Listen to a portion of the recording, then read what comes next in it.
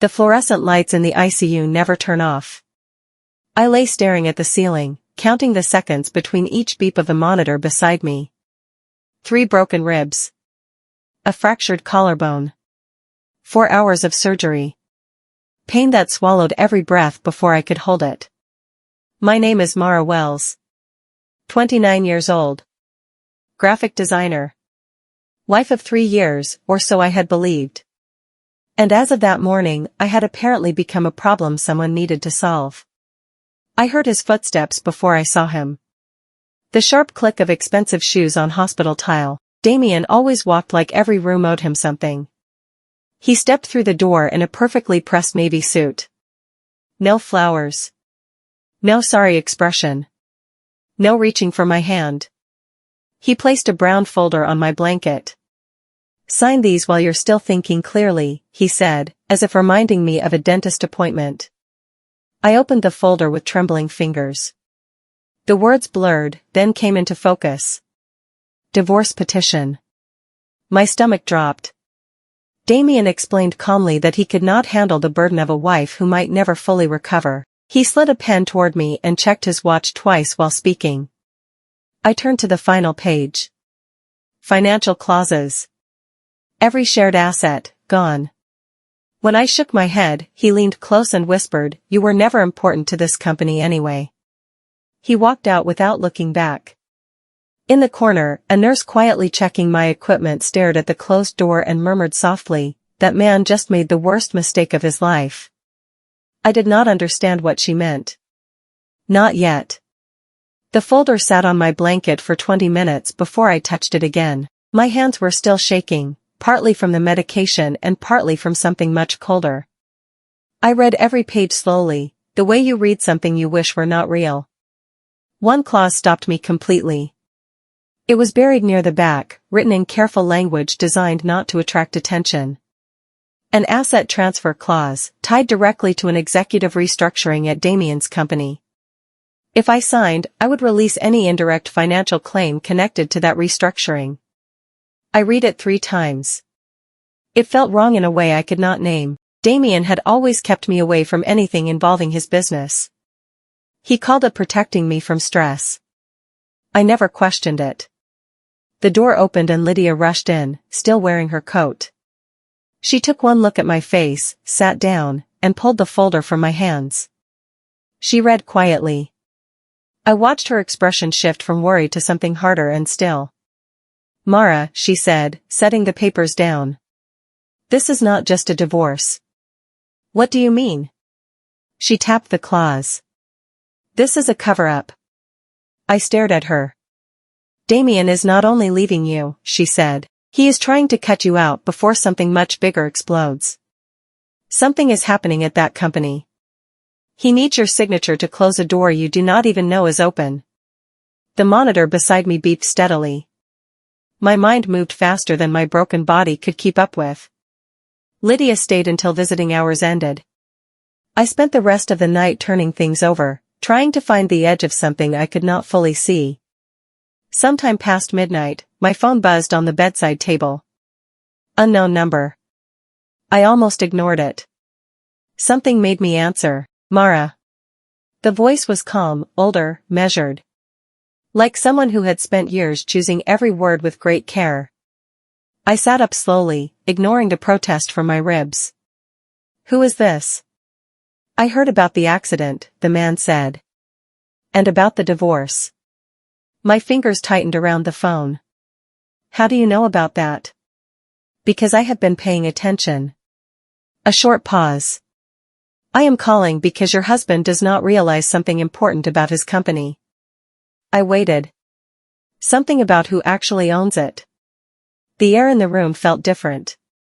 Thicker. I opened my mouth to ask who he was, but he spoke before I could. "Do not sign anything yet." The line went dead. I held the phone for a long time after that. My heart was beating harder than the pain in my ribs. I ran the conversation back through my mind, trying to pull meaning from every word. Who actually owns it? The phrase kept circling, looking for somewhere to land. Damien's company, Hartwell Solutions, had been his entire identity for as long as I had known him. He talked about it the way some people talk about their children. He controlled every part of it. He made every decision, or so I had always believed. That phone call planted the first real crack in that belief. While I lay in that hospital bed unable to sleep, Damien was celebrating. I did not know this at the time. Lydia pieced it together afterward from contacts she had in the industry. Damien had gone straight from the hospital to a rooftop bar across the city, the kind with glass walls and a skyline view that makes certain people feel completely untouchable. He ordered expensive drinks and sat with his CFO, a sharp-faced man named Neil Garrett. Damien was relaxed. Cheerful, even. He walked Neil through the entire plan with the calm confidence of someone who had already won. I would sign the divorce papers. The asset clauses would cut any financial tie between me and the upcoming acquisition deal. Damien would consolidate full control of Hartwell Solutions. The deal would close within the week. He raised his glass. Neil did not raise his right away. There is one thing, Neil said carefully. The majority shareholder has requested an emergency board meeting. Damien waved it off without blinking. No one with real power cares about internal drama. He took a long sip and changed the subject entirely. What he did not know was that the board meeting had been scheduled at the exact hour I was wheeled into surgery. Someone had been watching very closely. Someone who did not need to raise their voice to make things happen, someone who had been patient for a very long time. Damien celebrated for 2 more hours. He slept soundly, certain everything was under his control. He was wrong about nearly all of it.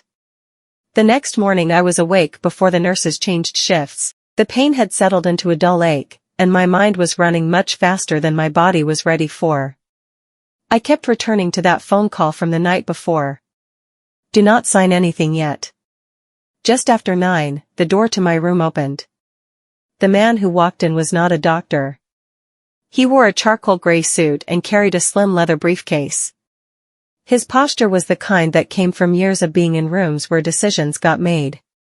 He looked at me with calm, steady eyes, then nodded once. "Mrs. Wells," he said. "My name is Daniel Rowe. I am an attorney. I represent the majority stakeholder of Hartwell Solutions." I blinked. "What?" "Your husband's company," he said, taking a seat without being asked. "I represent the person who holds controlling interest." I had no idea who the majority owner was. Damien had never mentioned it. Whenever I asked about investors, he changed the subject. I had assumed it was some anonymous overseas fund. Daniel set his briefcase on the chair beside him and looked at me for a quiet moment. "The shareholder has been monitoring your husband's business conduct for some time," he said carefully, "and after what happened in this hospital yesterday," he paused, weighing his words. "He is ready to intervene." I stared at him. "Who is he?" Daniel did not answer that question. "Not yet." Lydia came back that afternoon carrying coffee she was not supposed to bring into the ICU and a look that told me she had not slept. She sat close and kept her voice low. "I did some digging," she said. "On Hartwell Solutions." She had spent the night going through public filings and business registrations. What she found made the coffee in her hand feel like the least important thing in the room. Over the past 18 months, someone had quietly moved large sums through vendor accounts connected to Hartwell. Shell companies. Accounts registered overseas. Payments that looked like consulting fees on paper but led nowhere real when traced. The total she had tracked ran into the millions. "Damien has been moving money," she said flatly. "In a way that leaves almost no trace." I felt cold all over. "Here is the problem," Lydia continued. "Some of those accounts have your name on the setup paperwork. Not on the actual transfers, but on the documents used to open the accounts. If investigators open a case, they see your name first." My stomach turned completely over. "That is why he wants my signature," I said. She nodded. "If you sign the divorce papers and walk away, the trail goes cold. You are out of the picture. The investigation never touches you, but it never touches him either." And if I refuse? Her voice was steady. He might try to frame you for everything. The divorce was not just a betrayal. It was a trap. Daniel returned the following morning. This time he brought 2 cups of tea from the hospital cafeteria and set one beside my bed without asking. I noticed small things like that, the way he moved as if he had already thought several steps ahead but was never in a hurry. He confirmed the board meeting was real and already scheduled. Then he asked me something I was not at all prepared for. Have you spoken to your father recently? The question landed like a stone dropped into still water. I set the tea down. My father. Victor Hale. A name I had not said out loud in nearly 10 years. Victor was a billionaire venture capitalist who built his reputation by identifying struggling companies early, purchasing controlling stakes quietly, and reshaping them into profitable businesses. He was brilliant at it. He was also ruthless in ways I could no longer live around. I had watched him dismantle people, quietly, legally, completely, and never lose a night's sleep over it. By my early 20s I had made my decision. I walked away from that world and never looked back. I built a quiet life of my own. Freelance work. Good friends. Eventually, Damien, why are you asking about my father? I said. Daniel looked at me without flinching. Because he has been quietly protecting you, he said. For longer than you know. I searched his face for hesitation, for any flicker of exaggeration. I found none. My heart was beating much faster than I wanted to admit. Daniel did not make me wait long for the full truth. He explained it the way experienced lawyers do, clearly and directly, leaving no room for confusion. 7 years ago, Hartwell Solutions had been close to collapse. The company was badly overextended, its original investors were pulling out. Debt stacked faster than income could cover them. Damien had been desperate. He reached through back channels to investment groups, offering partial ownership in exchange for emergency capital. One investor responded. That investor purchased a controlling share through a network of holding firms and numbered accounts. The ownership was real but deliberately invisible. The company's internal records pointed to anonymous overseas funds. Damien accepted the terms without looking deeper. He needed the money and asked very few questions. He had no idea who was actually on the other side. The investor was Victor Hale. My father. Damien had unknowingly spent 7 years running a company my father controlled.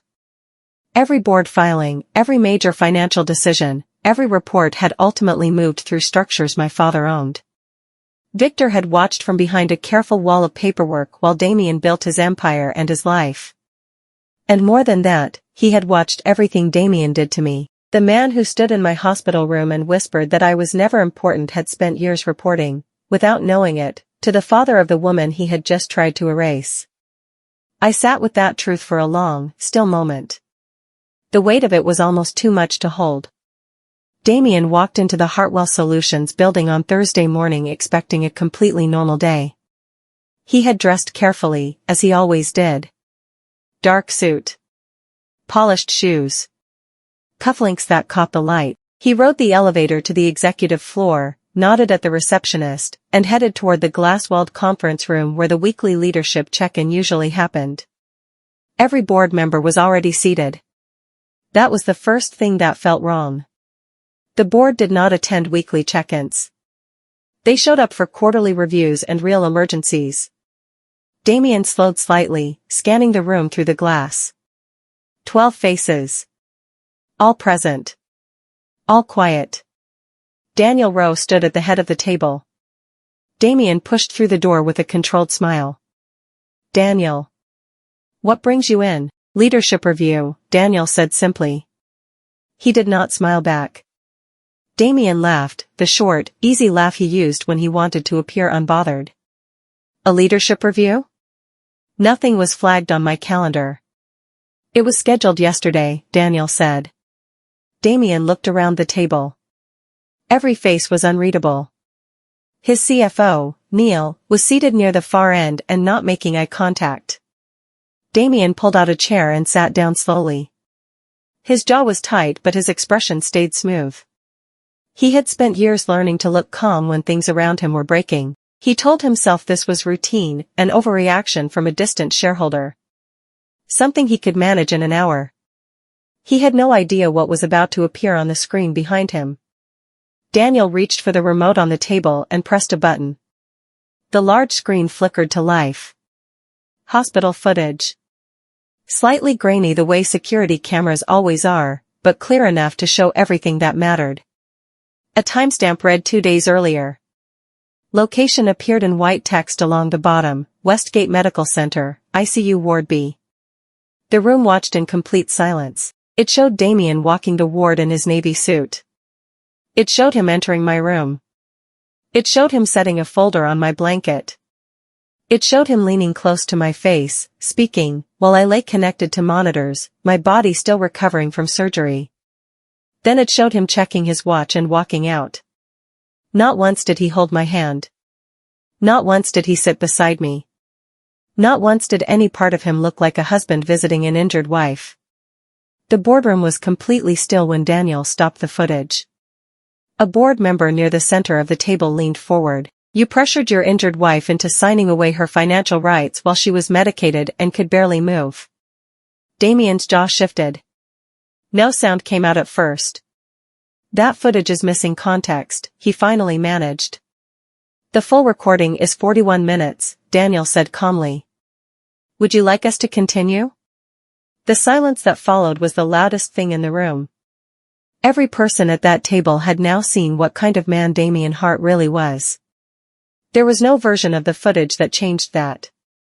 Damien turned toward Neil at the far end of the table. He needed one familiar face to hold steady, one person in that room who was supposed to be on his side. The slight tilt of his chin said everything clearly. He was counting on his CFO to step in, to redirect the conversation, to remind the board of results and numbers and all the reasons Damien still mattered to Hartwell Solutions. Neil opened his briefcase. He placed a stack of documents on the table and slid them toward Daniel without looking at Damien once.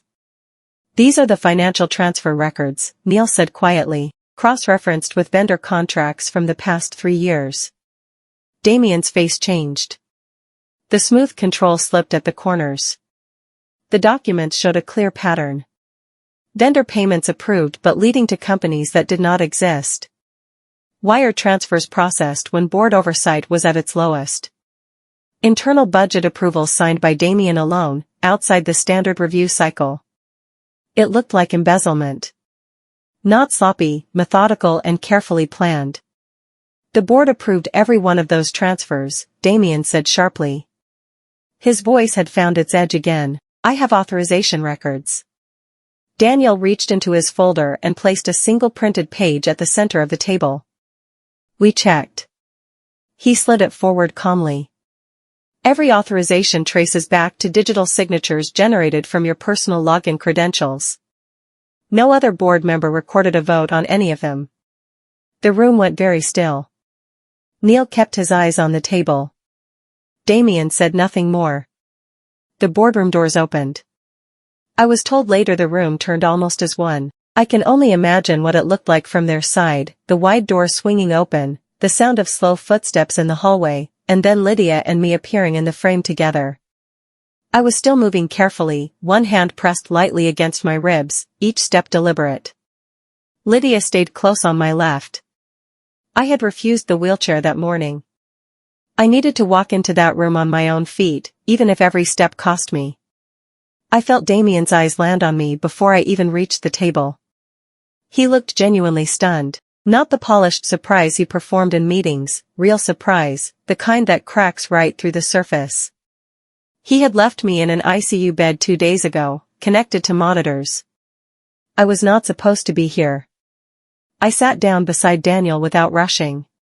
Lydia took the chair on my other side. Damien's voice came out thinner than I had ever heard it. What is she doing here? Daniel did not look at Damien when he answered. She represents the majority shareholder. Several board members exchanged quiet glances. A few of them looked at me differently now, not with pity, not curiosity, but a recalibrating kind of attention. Like people adjusting to new information and deciding how to hold it. Damien looked at me for a long moment. I looked back at him steadily and said absolutely nothing.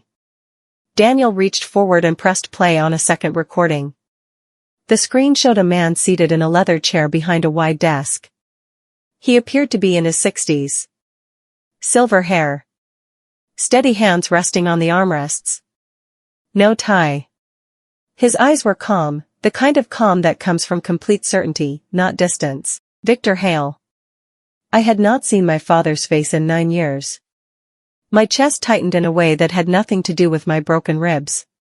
He spoke without introduction. I built my career by staying invisible, he said. I have held controlling interest in many companies, and the people running them rarely knew my name. That invisibility was a strategy. It was never personal. He paused. When my daughter built a life she chose entirely for herself, I respected that. I kept my distance. I watched from a position where I could see everything and say nothing. His voice shifted, not louder, but heavier in a way that filled the room. But the moment someone used her vulnerability as a business transaction, the moment she was lying in a hospital bed recovering from surgery and her husband chose that moment to serve her legal papers, that silence ended. He looked directly into the camera. What happens inside Hartwell Solutions from this point forward is not personal.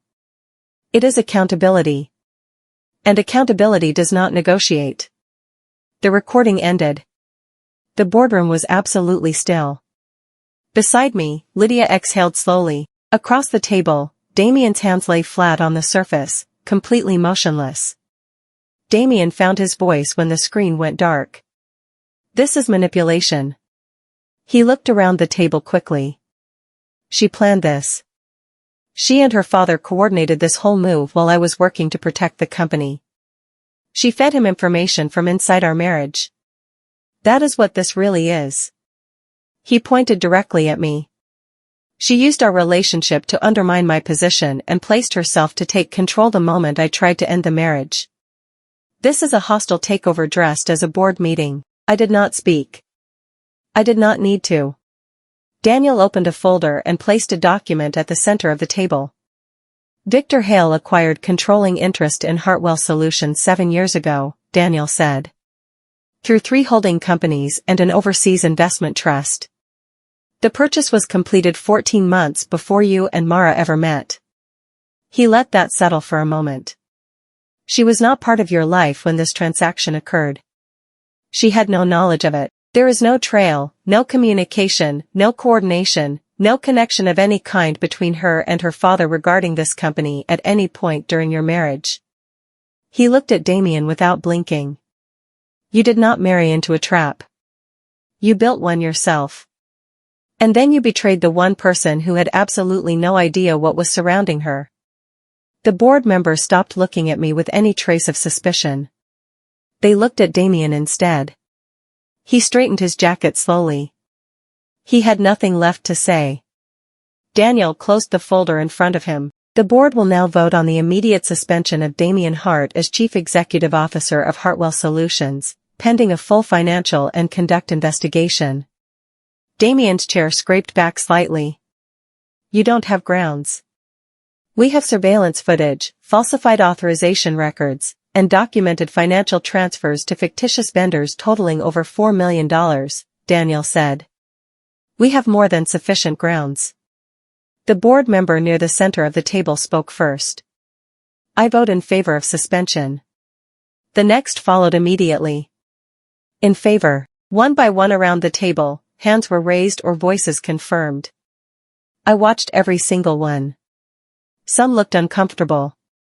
A few looked almost relieved, like a weight they had been carrying quietly for too long was finally being set down. Damien turned to each face as the votes came in. He was searching for hesitation, for one dissenting voice to use as a foothold. He found none. When the last vote was confirmed, Daniel made a note in the folder. Unanimous. He set the pen down. Effective immediately, Damien Hart is suspended from all executive functions at Hartwell Solutions. Security will accompany you to collect personal items from your office. Damien did not move for a moment. Then he stood slowly and buttoned his jacket out of pure habit. He looked at me once, a long, unreadable look, and then walked toward the boardroom door. The security team was already waiting outside. The suspension was only the beginning. Within 48 hours, a corporate investigation team had moved into the Hartwell Solutions offices. They worked quietly and thoroughly, polling servers, requesting archived communications, cross-referencing years of financial records against vendor databases. What they found went considerably deeper than anyone had prepared for. The shell companies Damien used were not simply accounting maneuvers. Several were tied directly to contracts he had personally approved, contracts for services never delivered, equipment never ordered, consultants who did not exist as real people. Over 3 years, the total transfers reached nearly $6 million. By the end of the first week, investigators had flagged enough evidence to bring in external authorities. Federal financial crime investigators formally requested the internal findings. Hartwell's legal team cooperated fully and immediately. Damien had hired his own lawyers by then. Expensive, experienced lawyers. They were working against a paper trail that had been organized with remarkable patience, because my father's people had spent months preparing it before a single meeting was ever called. What Damien had never understood was that the moment he walked into my hospital room with those papers, he had not simply started a divorce.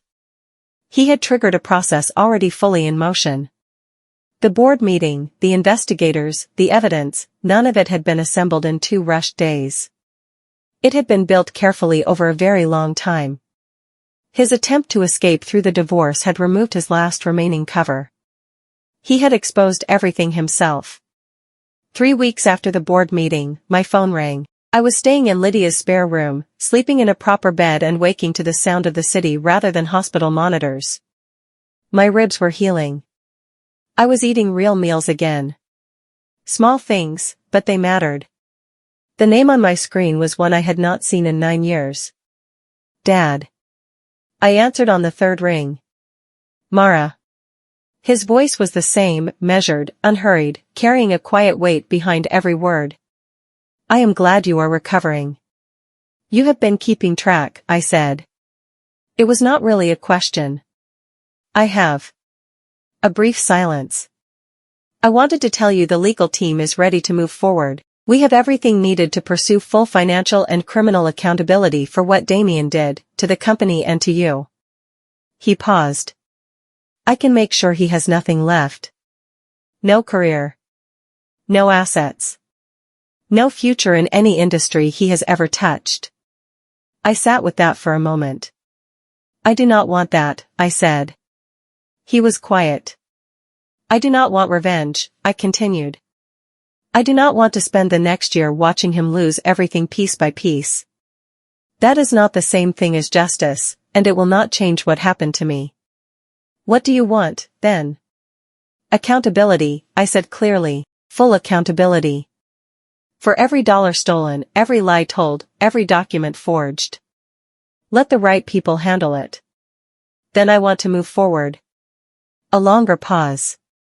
All right, he said quietly. All right. Damien did not accept what had happened quietly. In the weeks that followed, he attempted to negotiate with the board 3 separate times. The first time, he offered to return a portion of the transferred funds in exchange for ending the suspension and returning in an advisory role. The board declined without discussion. The second time, his lawyers presented a revised account of the financial transfers, arguing they had been approved through an informal verbal process that simply went undocumented. Investigators cross-referenced every claim against email records, meeting logs, and server data.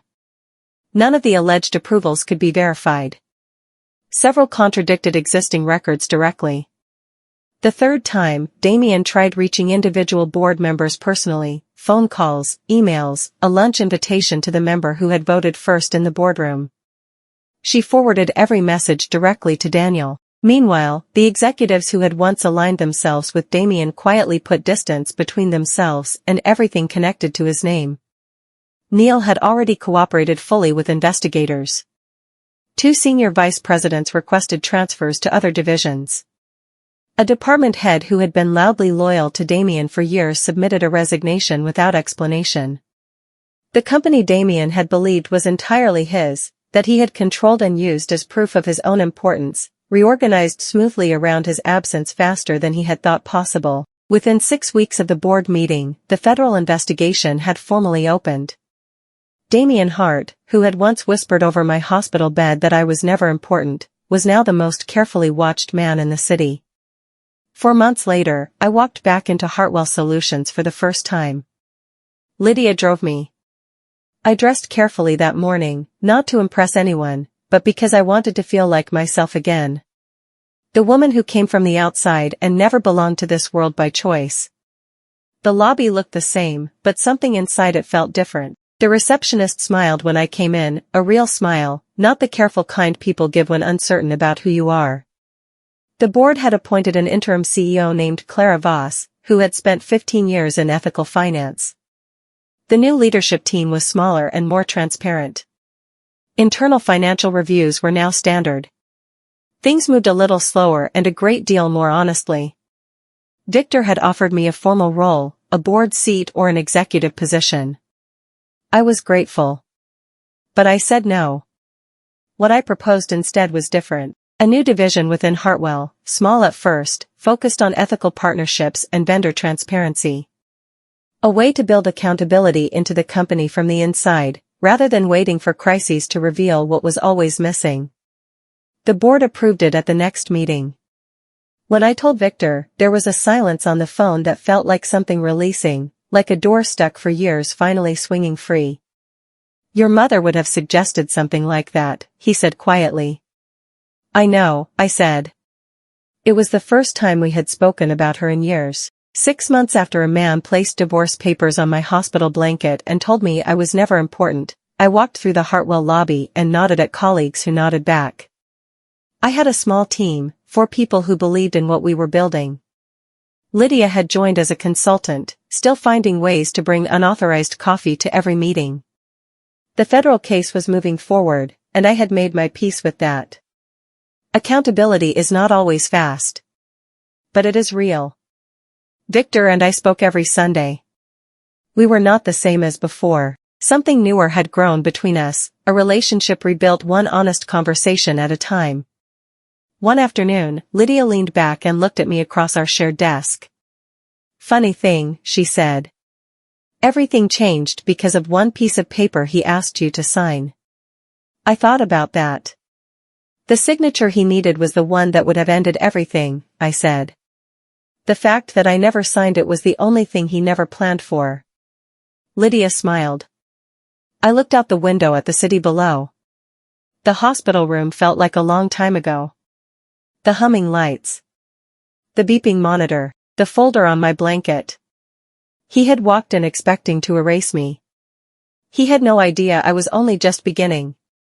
If this story reached you, please tell me where you are watching from, share it with someone who needs to hear it today. Every person that has been told they do not matter deserves to know the story does not end there. Subscribe for new stories every week, about truth, strength, and the lives people rebuild when they refuse to give up.